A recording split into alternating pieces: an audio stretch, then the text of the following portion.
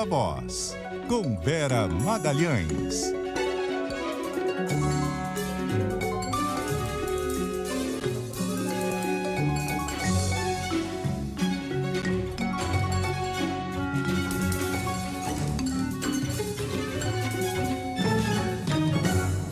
E aí, Vera?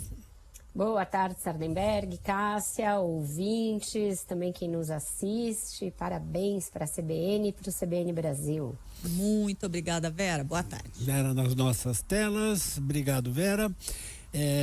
Bom, o assunto é o seguinte: eleição em São Paulo. Entramos na fase do voto útil. A eleição está lá embolada nos 3 primeiros lugares e o pessoal correndo para o voto útil. Vera, explique.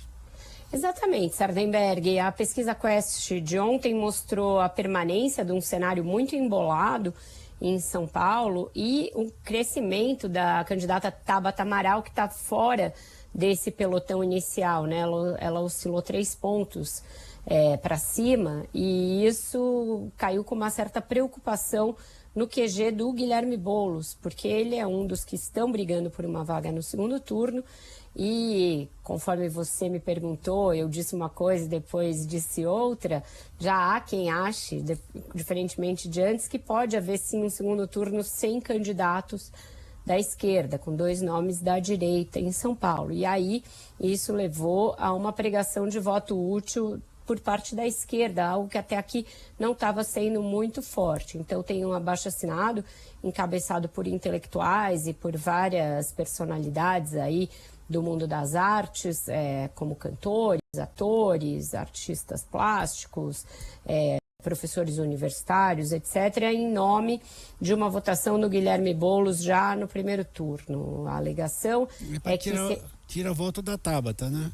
Exato, é para tirar esses votos da Tabata que se esperava que fosse minguando nessa reta final, mas pelo contrário, deu uma oscilada para cima, está pontuando 11% na Quest, foi de 8 para 11, e que, portanto, poderia ser um fator, caso ela mantenha esse crescimento na reta final, de risco para o Guilherme Boulos ir ao segundo turno. Então, isso desencadeou essa pregação por voto útil, até porque ela concentrou muitas críticas nele nas últimas intervenções em que eles tiveram debates juntos, tanto no debate da Record quanto no debate da Folha.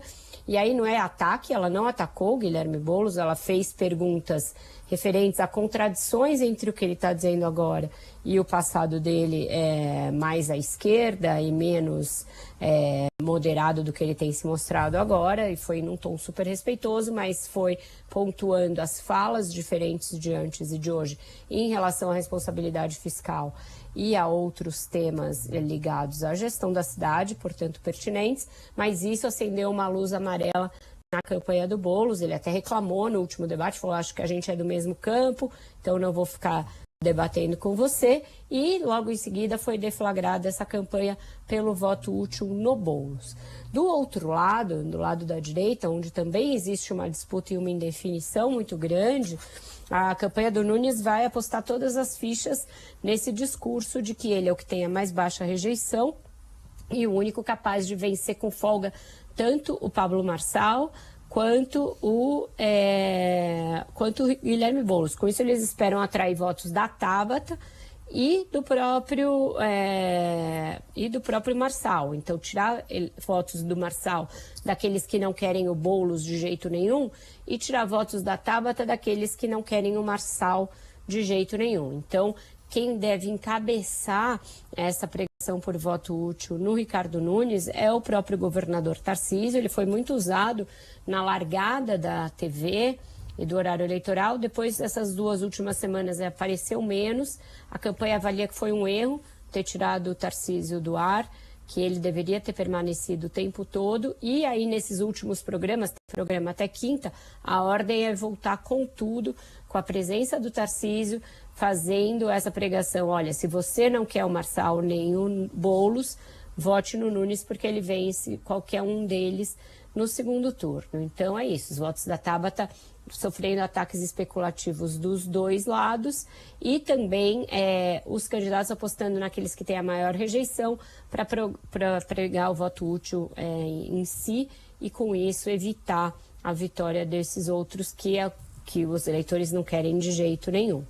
Para esclarecer o quadro para os nossos ouvintes, essa mesma pesquisa Quest, em simulações de segundo turno, ela mostra que o Nunes ganha tanto do Boulos quanto do Marçal, e no caso de um segundo turno Boulos-Marçal, o favorito é o Boulos. Então é esse quadro que os analistas das pesquisas das candidaturas estão trabalhando, né?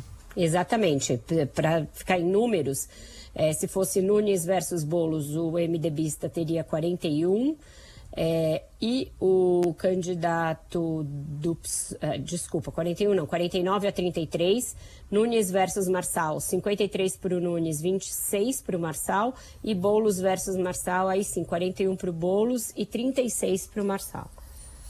Então, é esse o cenário que está sendo levado em conta e que aparentemente vai até o dia da eleição nessa indecisão, né?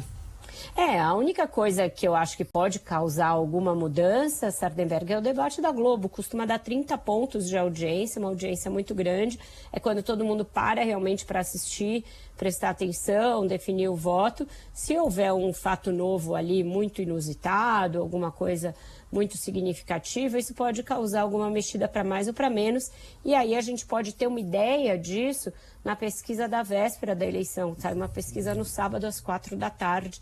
E aí sim a gente vai ter uma ideia de se o quadro permanece nesse triplo empate até lá, ou se tem alguma oscilação que mude o quadro ainda na véspera. Mas veja, nem isso é garantia de nada, porque a pesquisa da véspera da eleição para governador aqui em São Paulo mostrou o Tarcísio com 27% e na urna, no dia seguinte, ele teve 41%. Então, as coisas têm sido muito voláteis nas últimas eleições, e aí fica muito essa discussão, as pesquisas erram, mas tem um voto que é definido mesmo na última hora, e isso é um fenômeno cada vez mais comum nos anos 60. Vera Magalhães, obrigado, Vera. Até amanhã. Obrigado, Vera. Até amanhã, parabéns para todos. Até mais tarde também no Viva Voz, do Ponto Final. E aí a gente vai ter musiquinha de aniversário. Tchau, tchau. Até mais.